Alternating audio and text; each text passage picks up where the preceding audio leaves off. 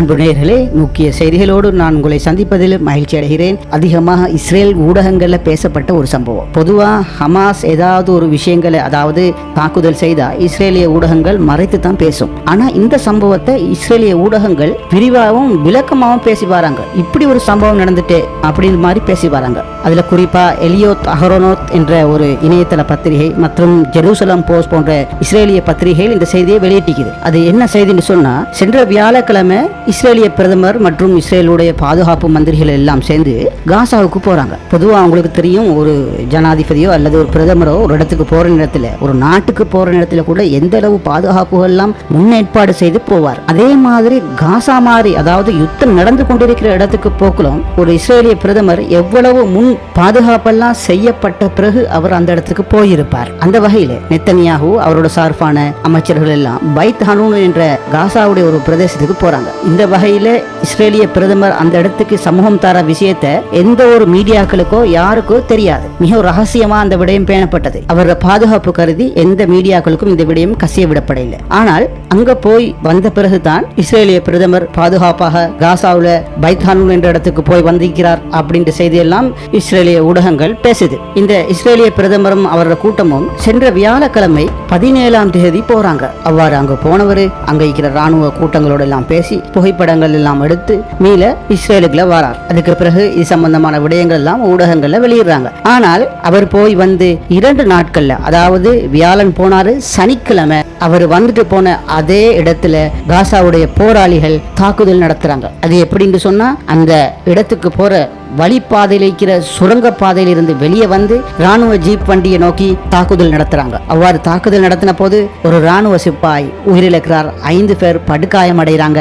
அதுல ஒரு பெண் ராணுவ சிப்பாய் காயப்பட்ட நிலையில கீழே கிடக்கிறார். ஆனால் காசா போராளிகள் அந்த காயப்பட்ட பெண் சிப்பாயை அந்த இடத்துல விட்டுட்டு வெளியாகிறாங்க. இதே சந்தர்ப்பத்துல வேற ஒரு இடங்கள்ல இந்த மாதிரி ஒரு யுத்தத்துல ஒரு பெண் போராளி உயிரோடு மாட்டினா அவட நிலைமை என்னன்னு சொல்லி யோசிச்சு பாருங்க. ஆனால் இந்த காசா போராளிகள் மார்க்க விளிம்பியங்கள்ல வார்க்கப்பட்டு வளர்க்கப்பட்ட போராளிகள். அதனால அந்த இடத்திலிருந்து காசா போராளிகள் வெளியே செல்கின்றார்கள். இதை அறிஞ்ச இஸ்ரேலிய பத்திரிகை எல்லாம் என்ன பேசி தெரியுமா? நம்முடைய பிரதமர் பாதுகாப்பு என்று கருதி நுழைந்த பகுதி என்பது எந்தவித பாதுகாப்பற்ற இடம். அவர் சென்ற இடத்திலே நின்று தாக்குதல் நடந்திருக்குது. அவ்வாறா இந்த இஸ்ரேலிய பாதுகாப்பு படையினர் பாதுகாப்பு உத்தரவை மக்கள் எப்படி நம்புவாங்க அப்படின்னு இஸ்ரேலிய ஊடகங்கள் கேள்வி எழுப்பிக்குது. இந்த சம்பவத்தோட காணொளிகள் சிலவற்றை நீங்க அல் ஜசீராவுடைய எக்ஸ் தளம் மற்றும் அல் ஜசீராவுடைய நியூஸ் பேஜ்ல காணக்கூடியதாக உள்ளது. இதுல இருந்து புரியக்கூடிய விஷயம் என்னன்னு சொன்னா, இஸ்ரேலிய பிரதமரோ அல்லது இஸ்ரேலில் இருக்கிற எந்த ஒரு பெரிய அரசியல் தலைவர்களோ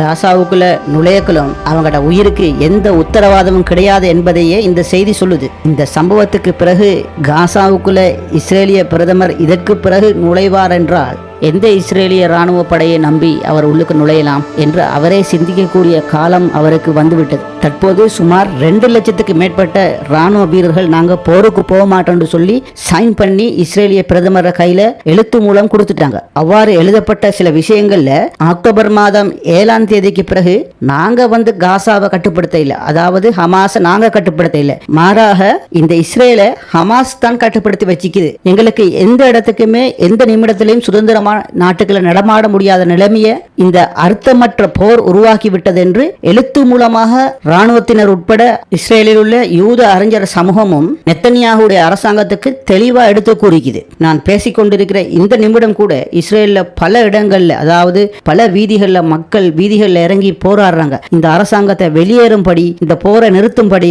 பணைய கைதிகளை மீட்கும்படி இஸ்ரேலிய மக்கள் கோஷங்களை எழுப்பிக் கொண்டே இருக்கிறாங்க. இந்த போராட்டங்கள்ல பொதுமக்கள் தங்களோட பதாதைகள்ல கீழ்வருமாறு சில விஷயங்களை எழுதிக்கிறாங்க. அதுல எழுதப்பட்ட சில முக்கியமான விஷயங்கள்ல, இஸ்ரேலிய பிரதமரிடமிருந்து இஸ்ரேலை காப்பாற்றுங்கள், ஜனநாயகத்துக்கு ஆபத்தான தலைமை பதவியை நீக்குங்கள், சிகப்பு கோட்டை தாண்டி நீக்கும் நெத்தனியாகுவை பதவி நீக்கம் செய், இஸ்ரேலிய ஜனநாயகம் ஆபத்தில் உள்ளது போன்ற வசனங்கள் எழுதப்பட்ட பதாதைகளை தூக்கி கொண்டு மக்கள் வீதி எங்கும் ஆர்ப்பாட்ட பேரணிகளோடு மக்கள் செல்வதை நாம் பார்க்கக்கூடியதாயிக்குது. இது நினைக்கும் போது இலங்கையில் உங்களுக்கு தெரியும் அரங்கல நடந்தது. அதே மாதிரி ஒரு சிச்சுவேஷன் தான் இப்போது இஸ்ரேல் உள்ளுக்க உருவாகி இருக்குது. உங்களுக்கு தெரியும், இஸ்ரேலுக்குள்ள இஸ்ரேலுக்குள் உள்ள சிம்பட் புலனாய்வு பாதுகாப்பு பிரிவு சொல்லுது, இஸ்ரேலுக்குள்ளுக்க மிகப்பெரிய உள்நாட்டு போர் ஏற்பட போகின்றது.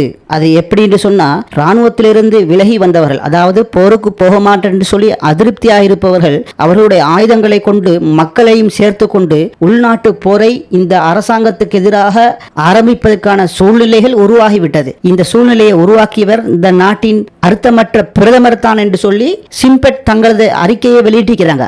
ஆனால் அப்படியெல்லாம் நடக்காதுன்னு சொல்லி இஸ்ரேலிய தற்போதைய பாதுகாப்பு அமைச்சர் மற்றும் இஸ்ரேலிய அரசாங்கம் ஊடகங்களுக்கு சொல்லி வருவது. ஆனால் நாளுக்கு நாள் இந்த மக்களுடைய போராட்டம் இஸ்ரேலில் வீரியமடைந்து போறதை நாங்கள் காணக்கூடியதாக இருக்குது.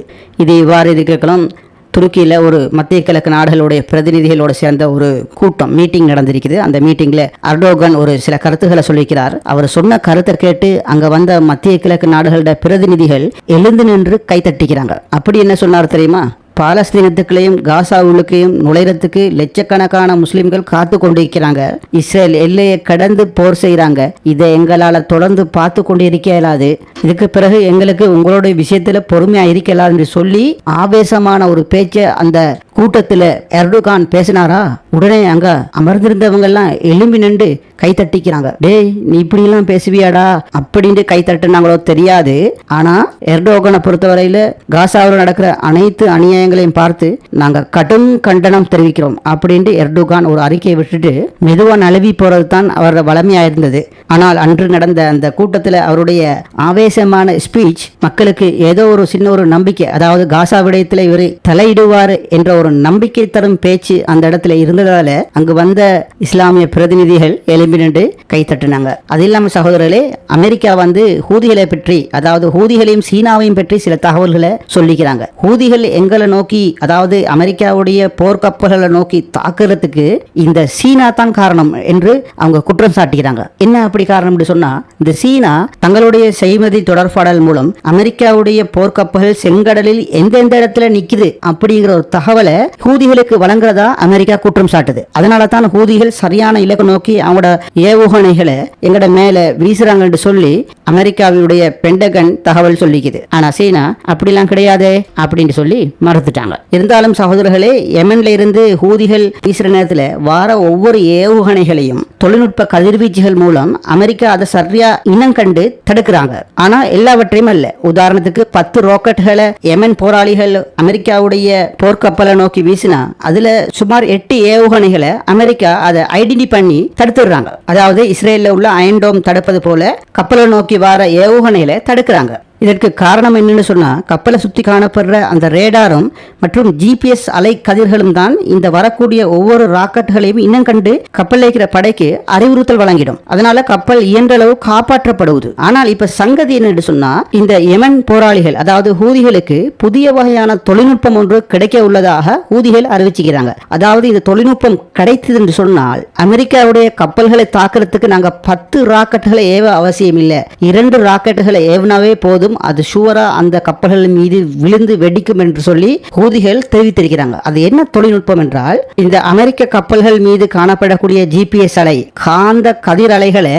சீர்குலைக்கிற இன்னொரு வகையான கதிர்வீச்சுகள் கொண்ட தொழில்நுட்பம் ஹூதிகளுக்கு இன்னும் ஒரு 10 நாட்கள்ல கிடைக்கும் என்று சொல்லி ஹூதிகள் சொல்றாங்க. ஆனா இந்த தொழில்நுட்பத்தை யார் கொடுக்க போறாங்கிற செய்தி கிடைக்கப்பெற இல்ல. இவ்வாறான தொழில்நுட்பம் ஹூதிகளோட கையில கிடைக்கும் சொன்னா ஒவ்வொரு கப்பல்களையும் சரியா இலக்கு வச்சு தாக்க முடியும். அதாவது அமெரிக்கா போன்ற படைகளால வரக்கூடிய ராக்கெட்டுகளை இனம் காணவே முடியாத ஒரு நிலைமை ஏற்படும். 10கள் வீசி 8 தடுக்கப்பட்டு 2கள் போய் இலக்கை தாக்குறதை விட 2கள் வீசினா 2மே போய் அந்த இலக்குகளை தாக்கக்கூடிய தன்மையை இந்த தொழில்நுட்பம் பெற்றுக் கொடுக்கும். பொதுவாக சகோதரர்களே, இது அமெரிக்காவுடைய B2 விமானங்களே இருக்குது. அதாவது இந்த விமானங்கள் குறித்த எல்லைக்கு வரும்போது எந்த ஒரு ரேடார் கருவிக்கும் அது தென்படாது. இதனால அந்த விமானத்தை கொண்டு போய் குறித்த இடங்களை தாக்கக்கூடிய வழிவகைகள் இருக்குது. தற்போது உங்களுக்கு தெரியும், அமெரிக்கா அந்த செங்கடல் பகுதியில் குறிப்பா ஈரானை தாக்க போறேன்னு சொல்லி B2 விமானங்களையே இந்த மத்திய கிழக்குக்கு அனுப்பி வச்சுக்கிறதா செய்திகள் கிடைக்குது. இந்த வகையில ஹூதிகளுக்கு எலக்ட்ரோ மேக்னெட்டிக் சிக்னல் என்ற தொழில்நுட்பம் கிடைக்க உள்ளதா செய்திகள் தெரிவிக்குது. அடுத்த சகோதரர்களே, இந்த காசாவுக்கு அருகாமையில் உள்ள எகிப்தின் நிலைமை சற்று மாறி வருவது போல தென்படுகிறது. என்று சொன்னா, சில நாட்களுக்கு முன்னுக்கு ரஷ்யாவோட இணைந்து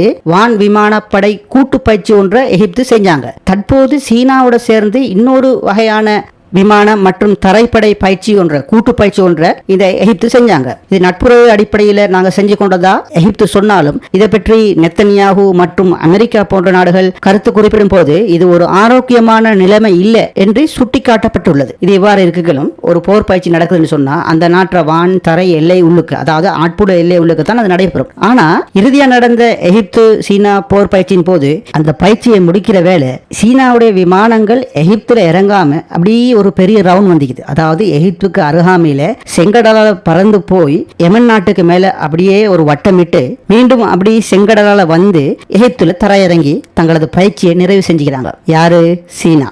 ஏற்கனவே இந்த பயிற்சியை பார்த்து கடுப்பா இருந்த அமெரிக்கா பற்றாக்குறைக்கு யமனுக்கு மேல, அதாவது செங்கடலால போய் யமனுக்கு மேல பறந்து அமெரிக்காவுடைய ஒவ்வொரு போர்க்கப்பல்களும் செங்கடல்ல எங்கன நிக்குதுன்னு சொல்லி உளவு பார்க்கிற வேலையை செஞ்சு போட்டுத்தான் எகிப்துல போய் தரையிறங்கிக்கிறீங்க அப்படிங்கிற ஒரு குற்றச்சாட்டை அமெரிக்கா சீனாவுக்கு சொல்லியிருக்குது. ஆனா சீனாவோ அதை காதலையே வாங்கி கொள்ளல என்று சொல்லி செய்திகள் தெரிவிக்குது. இது குளோபல் லைப்ரரியுடைய குளோபல் டாக் நிகழ்ச்சி.